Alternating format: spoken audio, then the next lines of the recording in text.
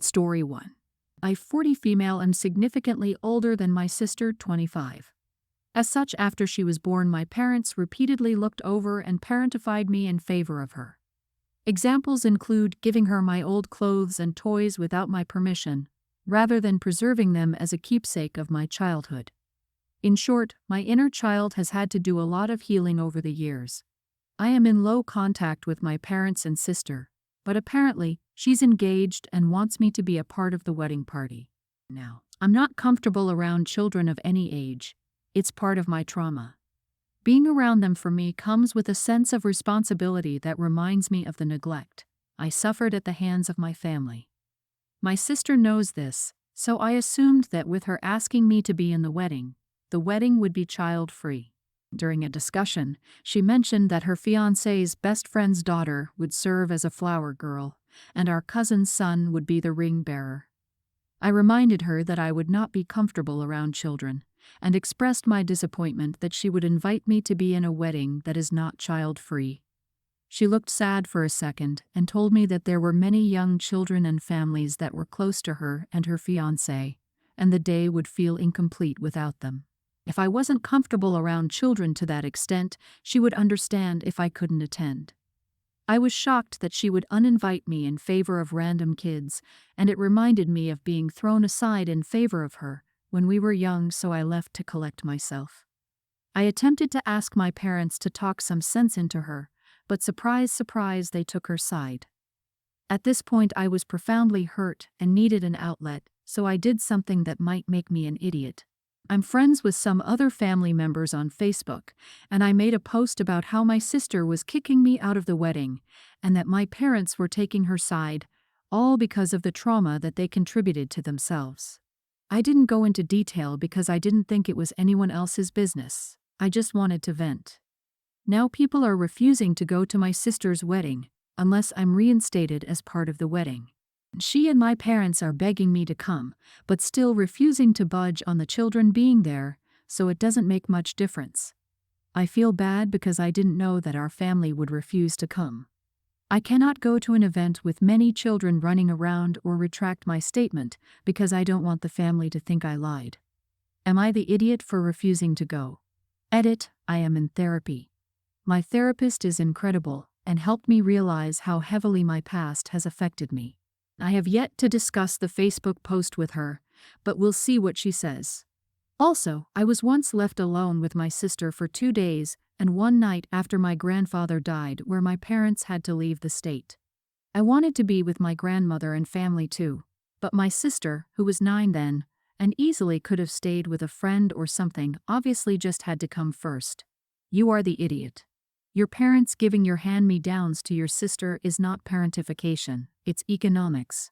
You didn't lose your childhood because your sister wore your old sweatshirt or played in your old playpen, or that you were asked to babysit once during a family emergency.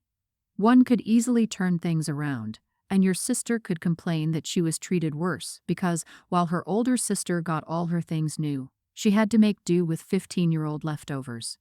Jesus, lady, your sister didn't uninvite you. She accepted that you declined the invitation because apparently being within 100 feet of anyone under 18 gives you hives. Blasting her all over social media and deliberately omitting details so that she would look like the villain is the true cherry on the cake. Absolutely this. Opie reeks of manipulation and entitlement. Clearly didn't cope well with not being an only child anymore. I'd love some examples of parentification too. At this rate, she was probably paid to babysit. I was emotionally exhausted just reading this story. I can't imagine how worn out her family feels. Also, I'm sitting here, yet again, reflecting on how easy it is to manipulate therapists to validate bad behavior. Op has such a, how to put it, interesting view of how her parents harmed her that I almost wonder if she has the opposite interpretation of what the therapist says.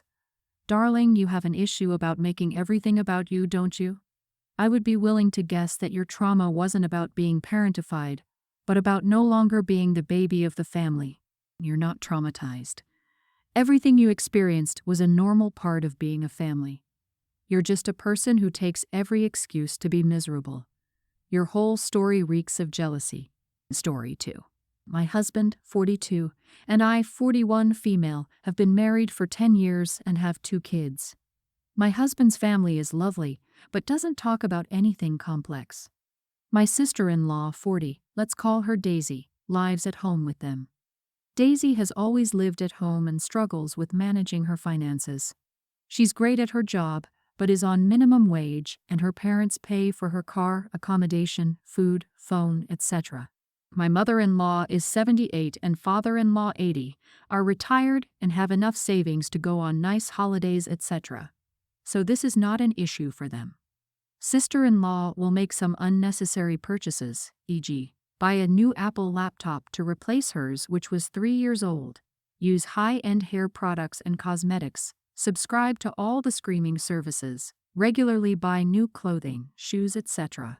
I wouldn't have minded any of this, except recently my mother-in-law has been commenting along the lines of, she'll be living with you when we're gone, and implied we'll have to manage her car, etc. They've done this joke before and don't do any of this conversation with my husband. I got a bit annoyed at this, as no one thinks that there are any other options for her to improve her finances, e.g., parents could plan to one day move out of the sizable 4-bedroomed house they're in, downsize, and buy sister-in-law a flat. If they don't make that plan, then I worry she will spend anything she inherits and not have anywhere to live or not plan. This happened with an earlier large inheritance she got from her grandparents. When the topic of moving out has been brought up in the past by father-in-law, she walks out of the room. My husband thinks it may have been a joke comment and not to rock the boat. I know it's none of my business, so am I the idiot for asking them to make a financial plan for their daughter's future that doesn't involve my husband, and I will just take on the role of parent. Edit, she's not disabled in terms of having a learning difficulty, she has a degree, but she has a problem with motivation. She doesn't appear depressed though and has friends, but half of her friends are in a similar situation, living at home. It's like she's resigned to never moving out because of the cost of housing, but has got into a situation where her disposable income is quite high because she's not saving anything and has no large expenses, so she will often buy things that I wouldn't, e.g., the Apple laptop, whereas I share an old desktop with my husband. Not the idea. It's not a joke. They're tossing that out there like a grenade to see if it blows up or not. Please have an in-depth conversation with your husband and let him convey the result you both agree on. I think you should say that you're not taking financial responsibility for sister-in-law once father-in-law and mother-in-law have passed. Sister-in-law is how she is because she's been enabled all her life. Your mother-in-law talks about her daughter like she's 12 years old, which is the problem. Your sister-in-law has been treated like a child for her entire life, and now your mother-in-law expects you to become her new mommy when she dies. They did their daughter a shameful disservice by not allowing her to grow up. This needs to be discussed with your husband ASAP. I would never let a lazy grown damn mooch to live in my house and eat off my kids' play. I would divorce my husband before that would happen. Talk to your husband, and he needs to speak to his parents. Story 3. My sister 29 and I, female 23, are both pregnant. She's nearing her 7th month. She had an accidental pregnancy with someone she was having an affair with, so she's not getting his support.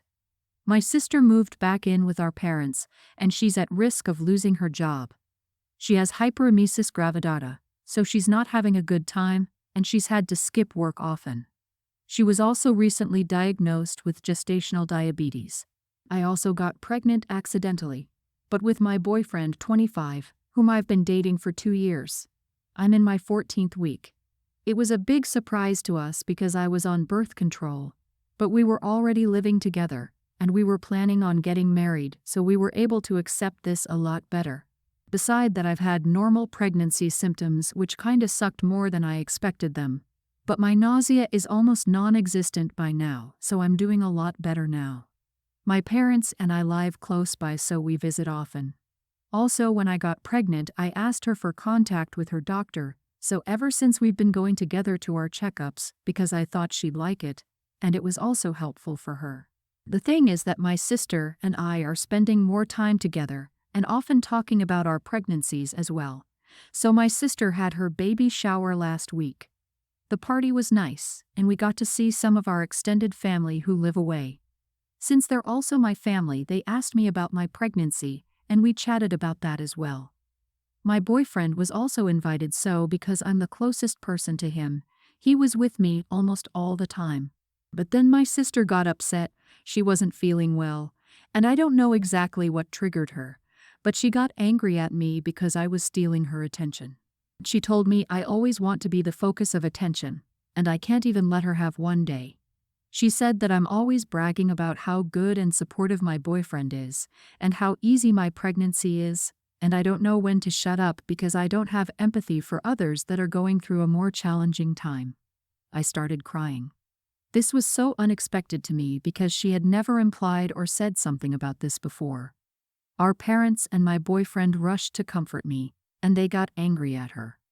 They had an argument, and my boyfriend and I left. Almost everyone sided with me at this. And yesterday my sister sent me a long message about how I was an entitled and spoiled golden child, literally like that, and how much she always feels like she's in the shadows because of me. She accused me of getting pregnant on purpose because I couldn't tolerate not having everyone's attention, that I complain about small things when I have it easy, all of that. She blocked me so I couldn't reply to anything. I only spoke about this with my boyfriend, and he told me not to listen to her. He also told me that I should tell my parents about this because how my sister treats me is unfair. But what if she's actually right? Everyone's the idiot here. You're 23 and 29 years old. You're too old to have your parents mediate your disputes. Your sister may not be getting child support from the affair partner, but she should be getting financial support. She should consult an attorney for her options for child support. Unless you are the golden child whereby you always attempt to bring in a battalion, knowing no matter what you do parents will cheer you on. I'm not convinced the sister is the bad one here. I'm getting a goody two-shoes vibe and a suck-up boyfriend. Exactly. I'm getting op is majorly downplaying what they're saying and acting. Either deliberately for sympathy here or unintentionally cannot read the room. At the baby shower, if someone asks you how your pregnancy is, it's going well and move on. Don't go on sharing details about your boyfriend or anything. It's not your day. I also feel op thinks she's better than her older sister. This caught my eye too. It sounds like op's the golden child who can do no wrong. When reading the story, I felt she did get pregnant on purpose because her sister is now living with her parents, getting extra attention. She had to do something to take the light off sis and back on her. Jealous all the way into adulthood. Her sister's childhood was probably a nightmare compared to the op's. Yeah, you are the idiot op. Story 4. I'm 48 female, met my husband 8 years ago and his daughters, age 19 and young teen, 6 years ago. My husband divorced their mother 13 years ago.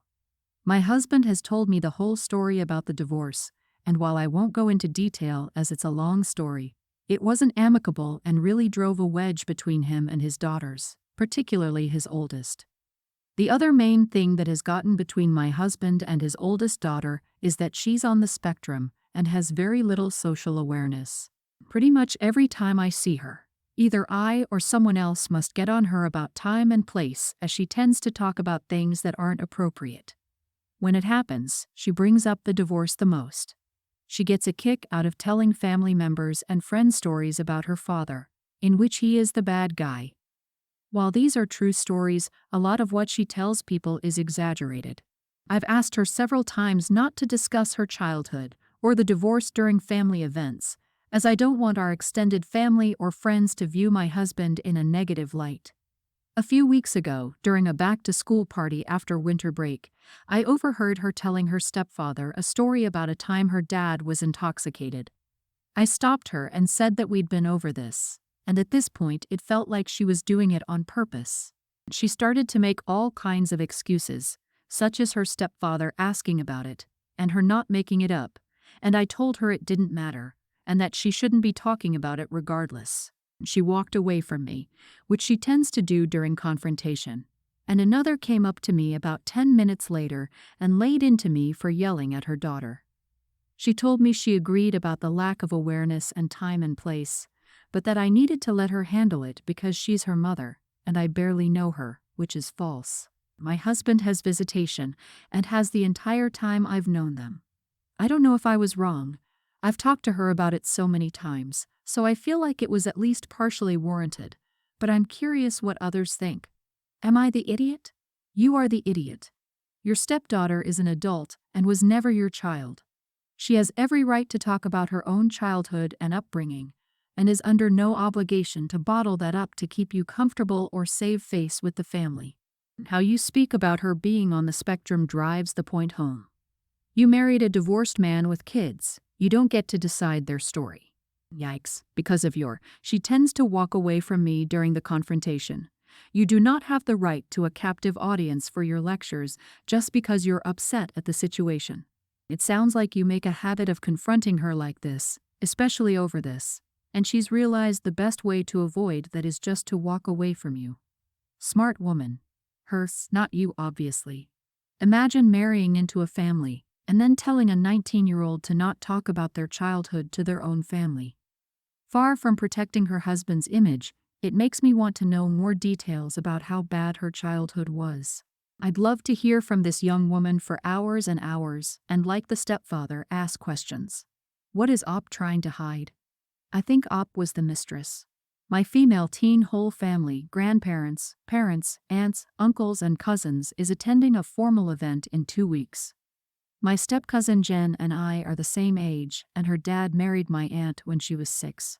Jen's dad doesn't make a lot of money, so Jen didn't have many things growing up, and my mother would always give my old stuff to Jen rather than throw them away. Especially for formal events, which we all attend pretty often because of my grandparents, my mother would always take the dress I'd worn to the last function and give it to Jen so that her dad didn't have to buy one. As we're older and not growing, I only loan the dresses to Jen. I assumed it would be the same this time, so a few days ago when Jen and her family came over for dinner, I took Jen upstairs to give her the dress. Jen saw my new dress for the event and asked if I would loan her that one instead. She said she never got to wear a dress everyone hadn't already seen me in, and it wasn't fair she always had hand-me-downs. I said no because I bought the dress to wear to this event. I was being nice to lend her a dress. She doesn't get to demand it be the new one. Jen and I were arguing, and eventually the adults got involved. My parents stuck up for me and said I don't have to share the dress. But Jen was very upset and her dad took her side, saying it wouldn't kill me to wear one of the many other dresses I have, and just let Jen have the special one for once. I then said if she wanted a specific dress, he should buy it, not try and take it from kids, which set him off. The parents are now fighting over this dress drama, and part of me thinks maybe I should have just loaned Jen the dress. I love that dress and I was excited to wear it, which is why I didn't, and my parents say I absolutely shouldn't. But I don't want everyone to fall out over it. Am I the idiot for not giving her the dress? Not the idiot. The real idiot here is Jen's dad. I can understand Jen wanting the dress. It must be difficult for her never to get a new dress. You're totally right to want to keep your dress. But Jen's dad should make an effort. Take another job, work overtime, or even borrow money for once to offer this to his daughter.